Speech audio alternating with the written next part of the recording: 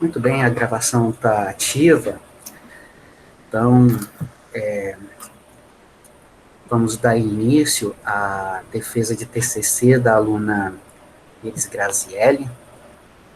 Mas antes de começar, né, gostaria de apresentar a banca, né, o professor Felipe Dantas. Professor Felipe, está aí? E o professor Aislan, né? Agradeço muito aí a vocês por ter aceitado o convite para essa defesa, né? O TCC é sobre frações contínuas, né? Que é uma ferramenta interessante para entender os números reais, então vamos dar início, né? Iris, você vai ter o tempo de cerca de 50 minutos para sua apresentação, tá bom? E então a gente vai fazer a sessão de perguntas logo após a sua apresentação, tá certo? Certo. Já pode começar? O título do meu trabalho é Frações Contínuas, uma ferramenta para entender números reais.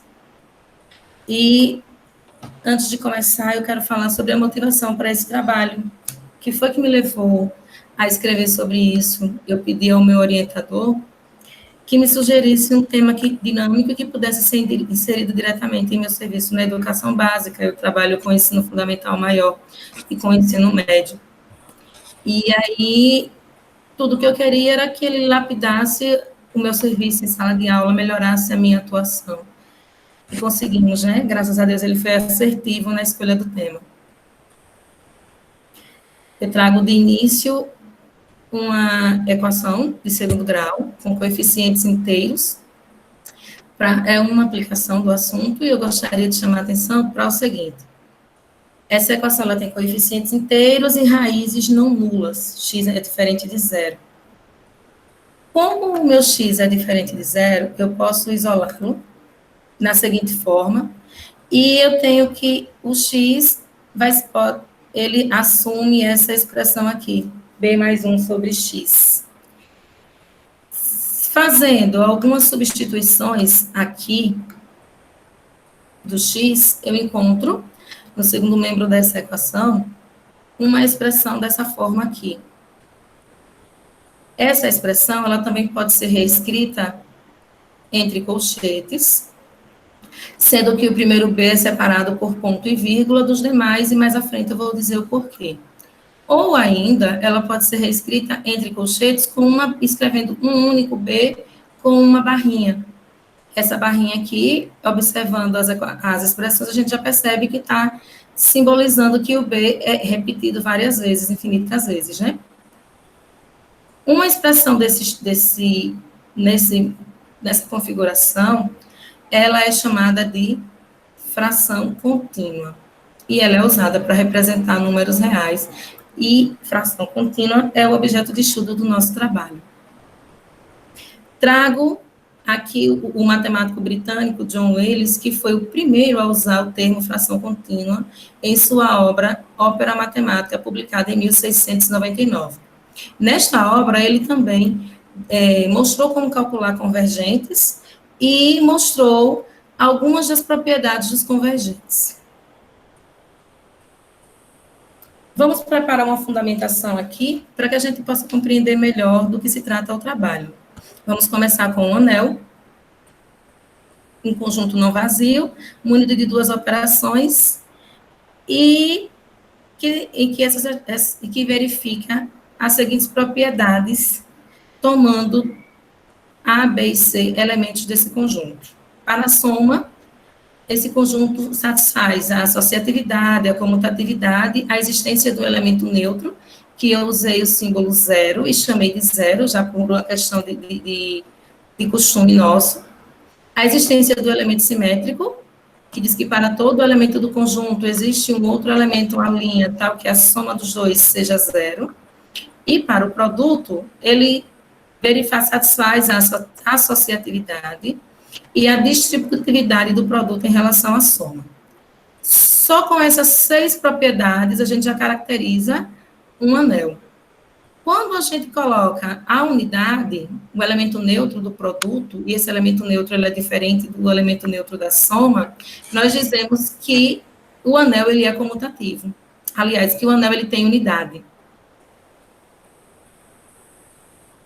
Quando O anel, tomando dois elementos desse conjunto, e se eu tiver aqui o produto de A, dois elementos A e B desse conjunto, se eu tiver aqui o produto A por B é igual ao produto B por A, eu digo que esse anel, além de conter a unidade, ele também é comutativo. Ele satisfaz a comutatividade do produto. E se, além disso, eu tomar dois elementos do conjunto e o produto desses dois elementos for zero, isso implica em dizer que um dos dois é zero. E aí eu chamo esse meu anel, chamo esse meu conjunto de domínio de integridade. Eu digo que ele é íntegro, ou simplesmente eu chamo ele de domínio. Gostaria de dizer aqui que o conjunto dos números inteiros, ele é um domínio de integridade.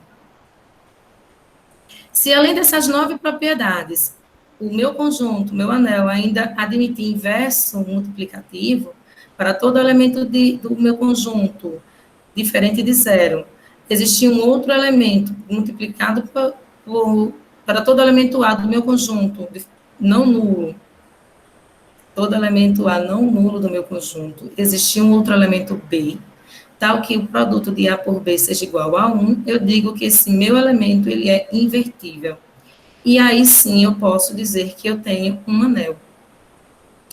Para que o meu anel fique bem bonitinho, eu ainda posso conferir e ver se ele é, aliás, ele posso conferir se o meu corpo é ordenado. Eu chamo o meu anel de corpo, se ele configurar, se ele satisfizer essas 10 propriedades. E, além disso, eu quero conferir se ele também é um corpo ordenado. Para isso, eu tenho que garantir que ele satisfaça essas duas condições. Em um subconjunto do meu corpo, eu tenho que ter dois elementos do meu subconjunto, e a soma e o produto têm que estar bem definidas nesse subconjunto. Se eu tomar dois elementos do meu subconjunto, no subconjunto P de a soma estiver em P e o produto estiver em P, eu digo que essas duas operações estão bem definidas. E, além disso, se eu pegar um elemento C de A, eu tenho que somente uma das afirmações, é possível. Ou C está dentro desse meu subconjunto P, ou o simétrico do C está dentro desse meu subconjunto, ou o meu C é nulo. E aí eu finalizo o corpo, a minha fala sobre corpo, e nós vamos entrar agora sobre corpo de frações, porque eu quero provar, eu quero mostrar a vocês que o conjunto dos números racionais, ele é uma extensão dos inteiros, do domínio dos inteiros, ele é um corpo de frações. Para isso, nós precisamos definir inicialmente uma relação de equivalência. Relação essa que eu tomo esse conjunto A, por A sem o elemento zero, um conjunto não vazio, e tomo desse conjunto, eu tomo dois elementos, dois pares ordenados, A1 e B1, A2 e B2, e digo o seguinte, que esses dois elementos estarão relacionados somente se o produto de A1 por B2 for igual ao produto de B1 por A2. É a relação que eu estou estabelecendo para esses elementos desse conjunto aqui, A por A sem o elemento zero. Relacionando esses pares, eu preciso agrupá-los, e aí eu vou fazer uma classe de equivalência. A classe de equivalência é um par ordenado que pertence a esse conjunto, tal que o elemento xy pertencente a esse conjunto aqui esteja relacionado a esse elemento A por B. Lá no ensino fundamental menor, a gente trata isso aqui como frações equivalentes, né? A gente sabe que a fração 2/3, ela vai ser equivalente à fração 4/6, se e somente se 2 vezes 6 é igual a 3 vezes 4. É essa relação. Estabelecidas as relações de equivalência e as classes de equivalência, essas duas definições, eu quero definir esse conjunto K aqui, de todo elemento A por B, sendo que AB pertence ao meu conjunto A e meu B é diferente de zero. Esse K é o conjunto de todas as classes de equivalências que satisfazem aquela relação de equivalência inicial. Esse conjunto K ele tem duas operações, a operação de soma e a operação de produto, definida da seguinte forma, que A por B mais C por D é igual a AD mais BC sobre BD. Como o B e o D são diferentes de zero, né? Isso aqui também, o produto BD é diferente de zero. O produto de dois elementos desse conjunto K é definido como A numerador vezes numerador e denominador vezes denominador. Trago aqui um axioma. O axioma dos números racionais é um corpo de frações. O conjunto dos números racionais é um corpo de frações do domínio dos inteiros, como eu já disse. E quero também chamar a atenção porque essas duas operações de soma e produto satisfazem aquelas 10 propriedades que eu falei aqui, as 4 da soma, e essas 6 aqui que envolve produto, e faz do meu corpo K, faz do meu conjunto K um corpo. Agora eu preciso verificar a relação de ordem nesse conjunto K, esse corpo K. Seja P um conjunto, cujos elementos são A por B racionais, tal que o produto AB é natural, o produto AB é positivo, né? É positivo. Em que essa relação aqui é a relação de ordem nos inteiros. O conjunto P faz de Q um corpo ordenado. Será? Será que ele satisfaz aquelas duas condições que eu coloquei anteriormente? Nós somando dois elementos de P. Essa soma, ela está bem definida em P? Sim. Multiplicando dois elementos de P, esse produto, ele está bem definido em P? Sim. Verifico mais a seguir que a tricotomia, ela também é válida nesse conjunto. Então, aqui eu concluo que Q é um corpo ordenado. Falei dos números racionais. Por quê? Porque eu quero definir sequência de números racionais. E mais à frente eu quero construir o conjunto dos números reais a partir dessas sequências. A sequência de números racionais nada mais é do que uma lista, em que cada número natural está associado a um número racional. Ela é denotada desse jeito aqui, entre parênteses, e cada termo aqui tem um índice natural, um N natural, onde o Xn é o seu enésimo termo, também conhecido como termo geral da sequência. Nós temos dois tipos de sequência. Uma sequência que é definida dependendo apenas do valor do n, trago aqui esse exemplo, da sequência Xn, que o termo geral é n menos 1 sobre n, e a outra sequência que ela é obtida de modo recursivo. O termo geral dela depende do valor de dois termos anteriores. Trouxe aqui como exemplo a sequência de Fibonacci, a famosa sequência de Fibonacci, onde os primeiros termos, o F1 e o F2, têm o mesmo valor, valem 1, e o termo geral é igual à soma dos dois termos anteriores a ele. Os primeiros elementos dessa sequência estão aqui. E mais à frente agora eu vou definir o que é uma sequência monótona, que é uma sequência que é não decrescente e não crescente.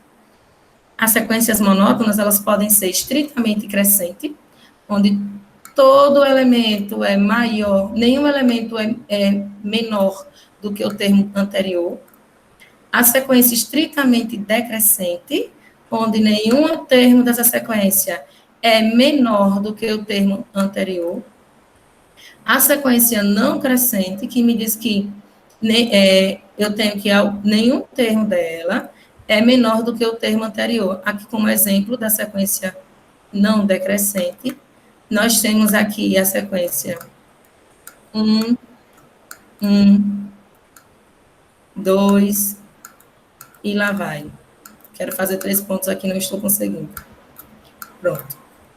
Veja que o termo anterior, ele pode ser igual você escolhe um termo e o termo anterior a esse 1, ele pode ser igual, mas ele não é menor do que o 1. Sequência não crescente, que é a sequência em que nenhum termo dela é menor do que o termo anterior. Vamos definir aqui as convergência de sequências racionais. Lembrando que eu estou lidando com uma lista de números racionais. Dizemos que a sequência xn ela converge para um número racional L, quando, para todo número racional epsilon maior do que zero, existe uma posição, um nzão natural, de modo que a distância do termo da sequência, dos termos da sequência até o L, é menor do que epsilon, para todo nzinho, toda posição que venha depois de nzão. Você tem um número racional e que depois escolhe uma posição n, dado um epsilon positivo, você tem uma posição nzão e que depois dessa posição nzão, a distância entre qualquer termo da sequência e o L é menor do que o epsilon. Aí nós dizemos que a sequência ela é convergente, se ela não converge, ela é dita divergente. O que nos interessa agora são as sequências de Cauchy.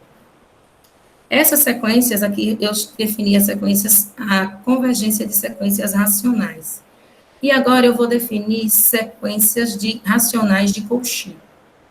Uma sequência de números racionais é dita de Cauchy se para todo número racional epsilon positivo, existir um nzão tal que a distância entre xm menos xnzinho é menor do que epsilon. Esse nzinho e esse m são posições que vêm depois do nzão. Depois de nzão, a distância entre quaisquer dois termos da sequência é menor do que esse epsilon dado. Toda sequência racional convergente é de Cauchy. E toda sequência racional monótona e limitada é de Cauchy. São dois teoremas que nós iremos usar mais à frente. Por que é que nós estamos usando agora as sequências de Cauchy e não só as sequências de números racionais? Porque existem sequências de números racionais que não convergem no conjunto dos números racionais. A gente usa as sequências de Cauchy como uma ferramenta quando a gente não tem um candidato ao limite. E aí, para esse caso, agora, para começar a explicar a construção dos números reais, eu vou precisar usar essas sequências de Cauchy.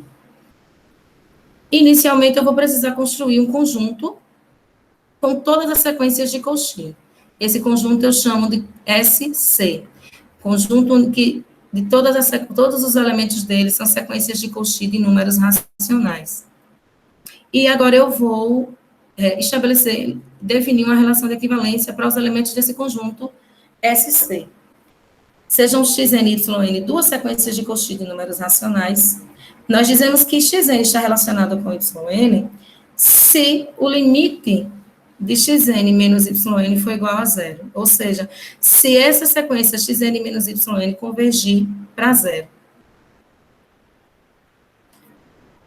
Aí, o que é que eu faço nessa relação de equivalência?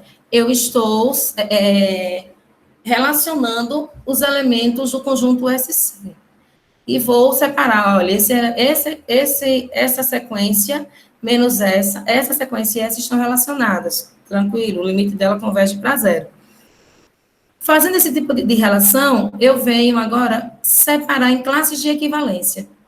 Eu vou separar todas as sequências de números racionais, as sequências de Cauchy, de números racionais, em classes de equivalências, de acordo com essa relação que eu acabei de estabelecer anteriormente. E crio o conjunto das classes de equivalência, das sequências racionais de Cauchy. Esse conjunto representado entre colchete o elemento dele, toda a sequência que pertence ao conjunto das sequências de Cauchy, tal que yn esteja relacionado com xn.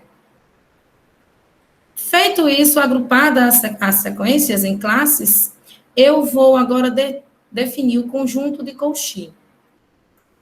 Seja essa sequência, uma classe de equivalência, seja uma classe de equivalência, dizemos que o conjunto R é um conjunto das classes de equivalência das sequências racionais de Cauchy, tal que A sequência pertence ao conjunto SC. Usei esse Rzinho aqui, porque mais à frente eu vou concluir que ele é o conjunto dos números reais, e aí eu vou adotar aquela simbologia criada por Cantor. Está aqui um exemplo. A sequência 1/3, a sequência constante 1/3, está relacionada com a sequência N, em que os termos são definidos por N sobre N, 3N menos 3N menos 1. Logo, ambas são da classe de equivalência da sequência 1/3. Por que eu peguei a sequência constante 1/3? Por uma questão de conveniência, né? Já que eu agrupei as classes de equivalência e eu tenho ali naquela classe todas as sequências que convergem para 1/3, seria mais conveniente para mim tomar a sequência constante. E aí eu venho para definir a soma e o produto das sequências de Cauchy. Primeira proposição, se xn e yn são sequências de Cauchy, então a sequência das somas dos termos a termos da sequência também é uma sequência de Cauchy. E eu defino a soma como sendo a soma em R, a soma das classes é igual à classe da soma. Do mesmo jeito, eu defino aqui o produto, dizendo que o produto das classes é a classe do produto. E eu tenho que a soma, ela atende aquelas 4 propriedades, assim como o produto também atende a todas as propriedades. Tem o elemento inverso, tem o elemento em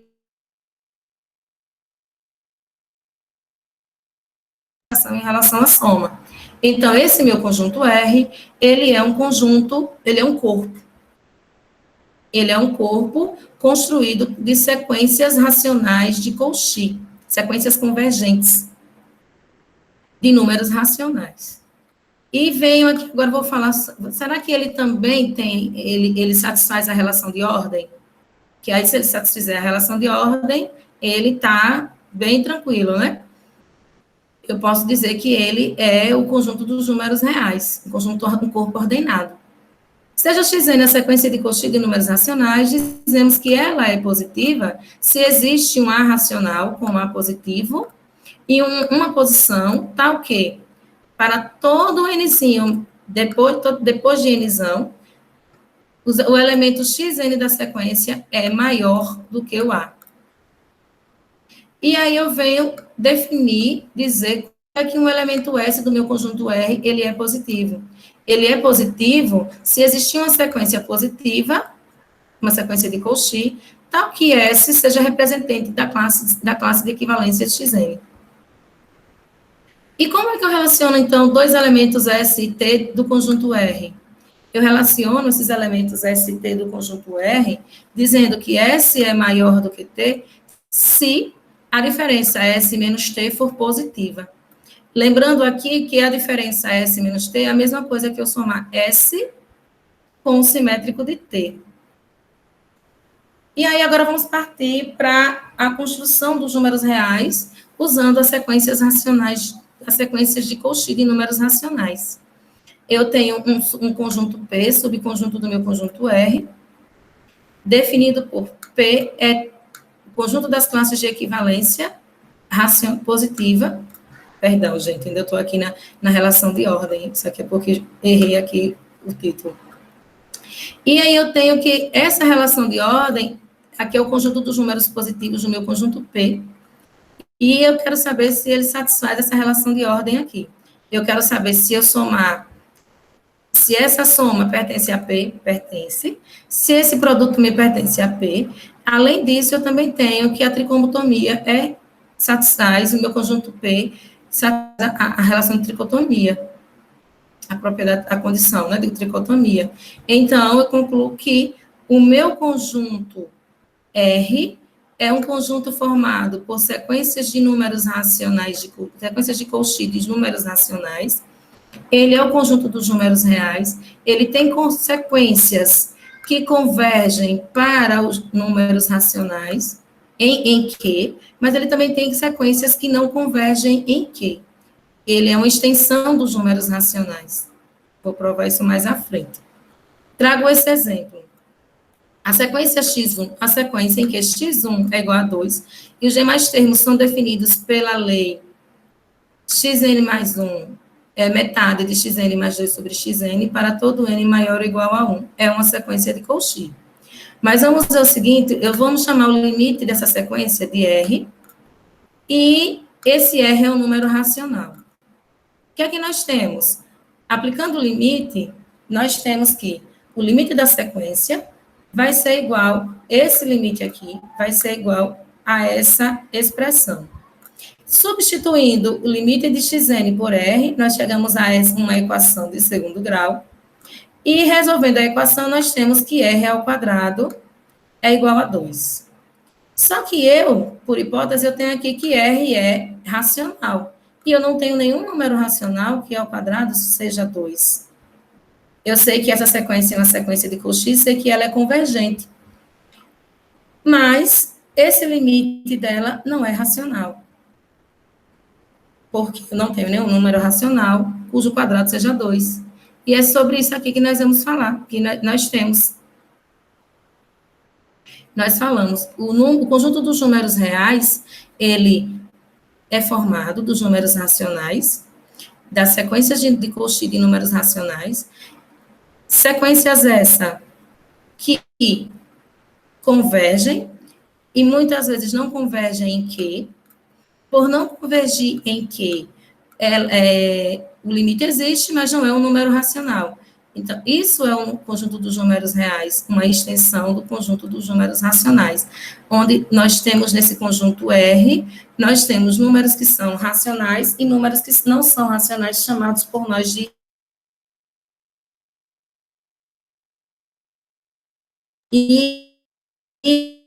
E qual foi a minha intenção em trabalhar os números reais representados nos livros didáticos?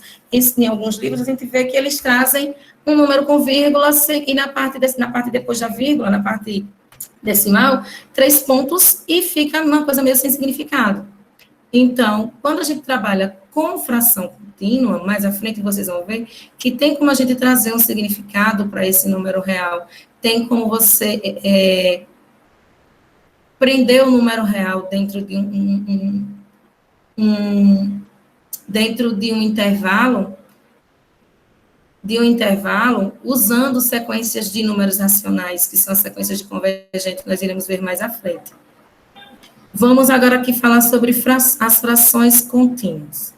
Já trouxe aqui uma expressão parecida logo no início, né? Essa expressão aqui, onde todos os ANCNs e BNs são números reais ou complexos, é chamada de fração contínua.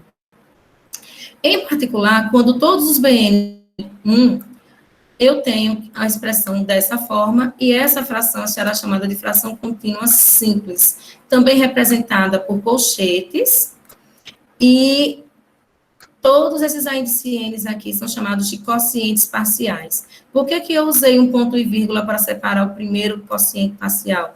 Porque ele é a parte inteira da minha fração contínua. Ele pode assumir um valor negativo, ele pode assumir um valor positivo, ou ele pode ainda ser nulo.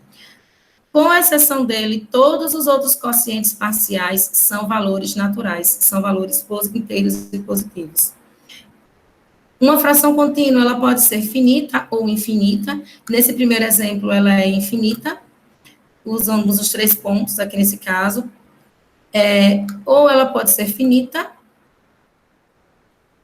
Aqui eu trago a representação em fração contínua do número irracional π, do número de Euler, também irracional, e chamamos de convergentes da fração contínua todo número racional, Cn, igual a Pn sobre Cn, onde Pn é o numerador e Qn é o denominador do meu convergente Cn. Pn é um número inteiro e Qn é um número natural, um número positivo. Vamos ver aqui como calcular esse enésimo convergente de uma fração contínua. O meu primeiro convergente eu chamo de C0, ele é o meu índice 0 sobre 1, é a minha parte inteira, como eu já falei. O meu C1, ele vai até o segundo convergente, o meu índice 1, e ele pode ser expresso dessa forma, calculado usando a soma e o produto, a soma de frações. O meu C2, ele vai até o meu índice 2 e assim sucessivamente. Chegamos à expressão para representar o enésimo convergente. Tem aqui o meu teorema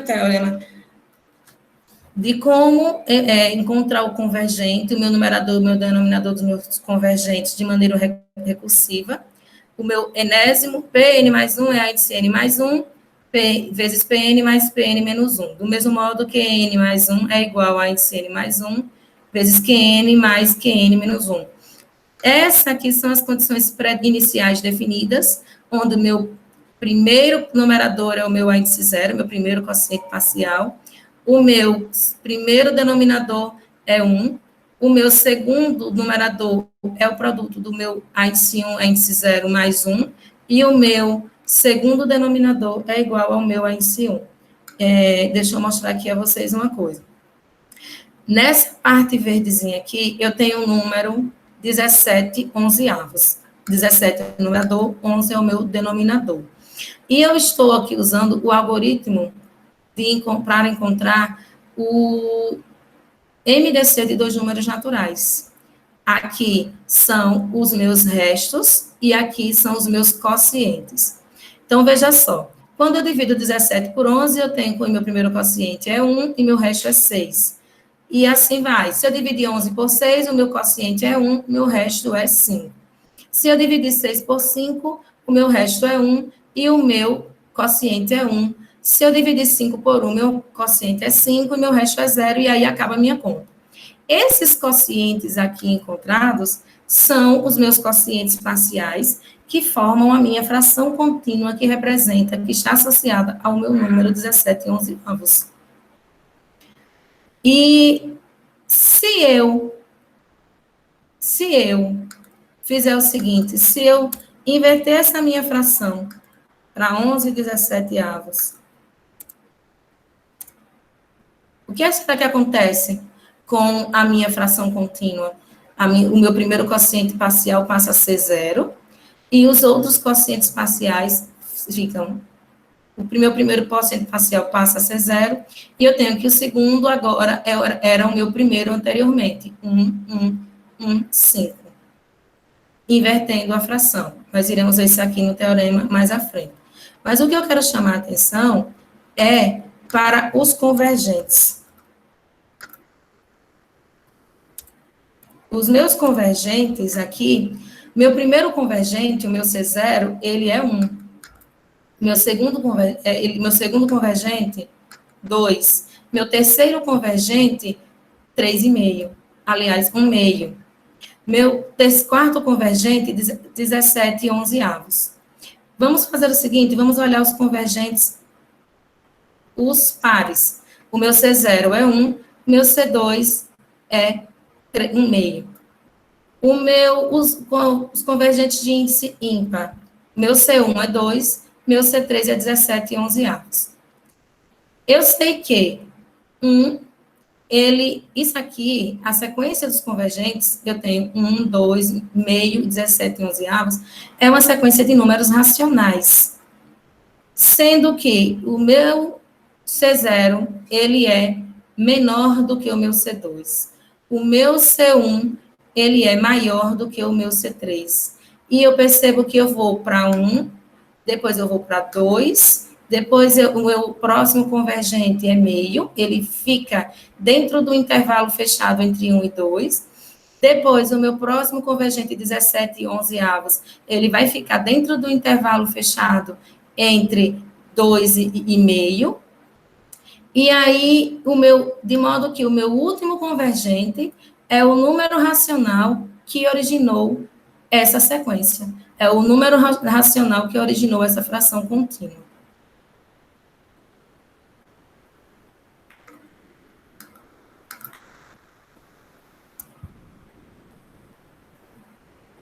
E para calcular os convergentes de uma fração contínua já dada, colocando por implementação aritmética. A implementação aritmética é um processo que você faz a conta, que você acha os dados sem precisar fazer a conta. O que é que eu sei? Eu sei dessa relação que A índice 1 é uma definição inicial. É uma definição inicial, é o meu A índice 0. O meu P0 é 1, está aqui. O meu Q1, Q0 é 1. O meu P1, ele vai ser o 1, que é o meu P0, mais 2 vezes 1. Ele vai ser 1 vezes 1. O meu A0, perdão, ele vai ser o meu A0 vezes o meu A1, mais 1, então ele é igual a 2. O meu Q1, ele é o meu A índice 1, tá aqui também. Quem é que vai ser, a partir do terceiro, quem é que vai ser, a partir do segundo, quem é o terceiro numerador? O meu terceiro numerador vai ser 2 vezes 1, mais 1, 3. Meu terceiro numerador vai ser quem? 1 vezes 1, mais 1, 2. E assim sucessivamente. 3 vezes 1, mais 2, 5. 2 vezes 1 mais 3, 3. E aí eu tenho que o meu primeiro convergente é 1, o meu segundo é meio, o meu terceiro é, o meu segundo é 2, o meu terceiro é 3 meio, o meu quarto é 5 terços, o meu quinto convergente é 8 quintos e o meu sexto convergente é 13 oitavos. Coloquei, separei aqui os de índice par dos de índice ímpar, para que a gente faça uma relação. Eu percebo aqui que o meu C0, ele é menor do que o meu C2, que é menor do que o meu C4. O meu C1, ele é maior do que o meu C3, que é maior do que o meu C5. E aí, como por condição inicial, o meu primeiro denominador é 1, o meu segundo é o meu índice 1, que é um número natural positivo, eu tenho como consequência disso esse seguinte teorema, que a sequência dos denominadores é uma sequência estritamente crescente de termos positivos. E também tenho aqui que o meu numerador e os meus denominadores, enésimo numerador e o enésimo denominador satisfazem a igualdade. Pn vezes Qn menos 1, menos Pn menos 1 vezes Qn é igual a menos 1 elevado a N menos 1.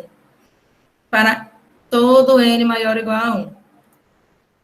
Tenho aqui também que, se sejam P e Q, outro teorema bem importante, sejam P e Q números inteiros positivos com P menor do que Q, já vimos lá naquele exemplo da planilha que a fração, o numerador é menor do que o denominador, nós temos que a fração contínua vai ser menor do que 1. Então, o inverso dela vai ser um valor maior do que 1, sendo que o primeiro quociente parcial é o segundo da fração inicial, da fração contínua inicial. E relacionando os numeradores, o meu enésimo numerador com o seu antecedente, eu tenho que ele é essa fração contínua, assim também como o meu enésimo denominador com o seu antecedente, ele vai ser a fração contínua, ele vai reverter todos os quocientes parciais da fração contínua que originou da fração contínua original. Reverte, relacionando os numeradores, eu tenho que eu reverto todos os quocientes parciais da fração contínua original até o primeiro quociente parcial. Quando eu relaciono os denominadores, eu reverto todos os quocientes parciais até o segundo. Eu não vou até o primeiro. Tenho esse teorema aqui considerando a sequência de todos os convergentes de uma fração contínua, a diferença entre dois convergentes consecutivos, ela é dada por essa expressão. E a diferença entre dois convergentes de mesma paridade é dada por essa equação. Observe que, se forem convergentes pares, isso aqui vai ser positivo. Se forem convergentes ímpares, isso aqui vai ser negativo. E aí eu venho para as propriedades da sequência de todos os convergentes de uma fração contínua, onde os convergentes de índice ímpar formam uma sequência estritamente decrescente, os convergentes de índice par formam uma sequência de números racionais estritamente crescente. E também tenho aqui que um convergente, ele sempre ficará entre dois convergentes consecutivos a ele.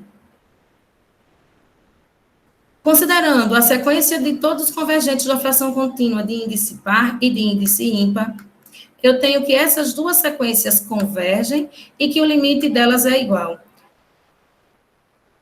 E agora vamos para a relação entre os números reais e frações contínuas, começando com os números racionais. Todo número racional é representado por uma fração contínua finita e vice-versa. Toda fração contínua está associada a um número racional. Trago aquele nosso exemplo da planilha que já sabemos que é uma fração contínua finita, e já conhecemos os seus quocientes parciais. Também tenho aqui que todo número irracional está representado está associado a uma fração contínua infinita, reciprocamente toda fração contínua infinita está associada a um número irracional, e trago aqui um exemplo de número irracional raiz de 2 para que nós possamos encontrar a fração contínua que esteja associada a ele. Sabemos que o maior inteiro, que é menor do que raiz de 2, é 1. Então, tomamos aí o nosso primeiro quociente parcial, o A0, como 1, e escrevemos raiz de 2 como 1 mais uma outra parcela irracional. Essa parcela irracional, ela é dada pelo inverso de raiz de 2 menos 1. Quando racionalizamos, encontramos que esse R1 aqui, ele é raiz de 2 mais 1. E aí, vamos de novo para o maior inteiro, que é menor do que esse nosso R1 encontrado anteriormente. Esse inteiro é nosso segundo quociente parcial, é 2. E escrevemos R1 como uma soma de um número inteiro e de uma parte irracional, uma outra parcela irracional. E vamos calcular quem é esse nosso R2. Nosso R2 é o inverso de R1 menos R2. Encontramos que nosso R2 é, outra vez, a raiz de 2, e percebemos que esse R1 vai ser igual a R2, que é igual a R3, é igual a Rn, e é igual a raiz de 2 mais 1. Então, a representação de raiz de 2 em fração contínua é dada dessa forma, ou dessa outra forma aqui, com uma barrinha em cima do número 2, que significa que o número 2 é a parte que está se repetindo. E nesse teorema, nós temos que alfa é um número irracional, e o valor numérico de alfa corresponde ao valor numérico da fração contínua que o representa. É isso que esse teorema quer dizer, que nós podemos associar alfa a uma fração contínua infinita, e o valor numérico de alfa está relacionado, corresponde, na verdade, ao valor da fração contínua que o representa, ao valor numérico da fração contínua que o representa.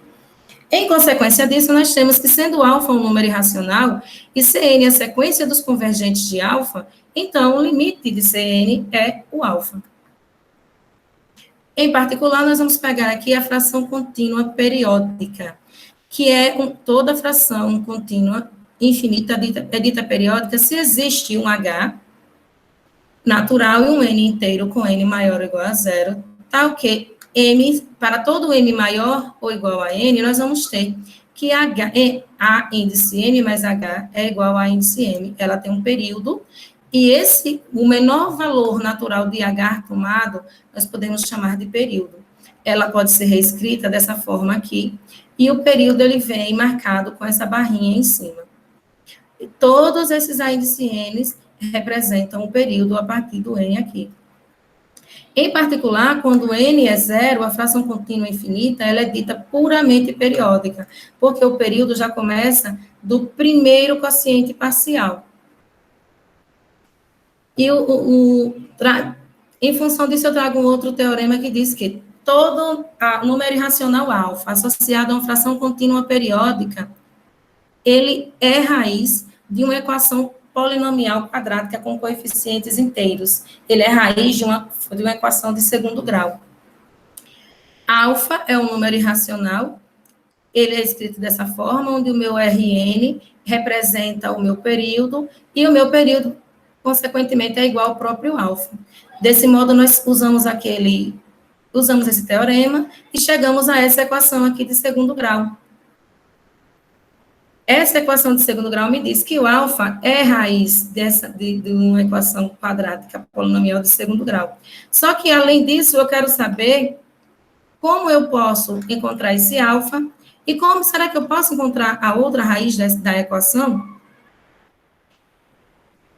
Então, vou usar aquela relação entre os numeradores, Pn e o seu antecedente, E vejo que essa fração contínua encontrada, essa fração contínua, ela pode estar relacionada, ela pode estar associada a esse número racional, a esses convergentes, P, N' e Qn'. Se eu relaciono os denominadores, eu vou dizer que a fração contínua, ele é convergente da fração contínua, a índice N, indo até a índice 1. Já provamos o teorema anteriormente. Nesse caso, eu posso fazer essa seguinte relação. O meu Pn, ele é igual a Pn', o meu Pn menos 1 é Qn', o meu Qn é o meu Pn menos 1', e o meu Qn menos 1 é o meu Qn menos 1'. Por que eu estou fazendo isso? Porque eu quero agora dizer que essa fração contínua aqui, ela é periódica e ela está associada a um número beta. E, usando isso aqui, eu posso chegar, usando aquele teorema outra vez, eu posso chegar a essa outra expressão, essa outra equação de segundo grau, onde eu vou substituir o Qn', o Pn', e encontrar e dividir a equação por menos 1 sobre beta ao quadrado, já que beta ao quadrado é positivo, e vou encontrar uma equação de segundo grau com a mesma configuração da anterior. E daqui eu concluo que menos 1 sobre beta é a outra raiz da minha equação de segundo grau. Sendo que 1 sobre beta, nós já vimos que é um número que está entre 0 e 1, um número irracional que está entre 0 e 1. Logo, o simétrico de 1 menos beta está entre menos 1 e 0. Logo, as raízes da equação de segundo grau são alfa, maior do que 1, e menos 1 sobre beta, que está entre menos 1 e 0. Trago esse exemplo aqui para que vocês descubram qual é esse número beta. Eu quero descobrir que número irracional é esse beta que está associado a essa fração contínua. Quando eu tiro a parte inteira, eu deixo a fração desse jeito. Daquele outro teorema da fração contínua inversa, do inverso da fração, do P sobre Q, eu achei essa fração contínua puramente periódica e achei que 1 sobre beta menos 2 é igual a isso aqui. Quando eu calculo os convergentes, eu vou usar esses dados aqui para chegar a esta equação de segundo grau e encontrar que a raiz positiva é 2 mais a raiz de 5. E quando eu substituo esse valor aqui nessa expressão, eu encontro que beta é raiz de 5. O meu número associado àquela equação, aquela fração contínua anterior é raiz de 5. Aqui eu venho com as minhas referências bibliográficas e obrigada.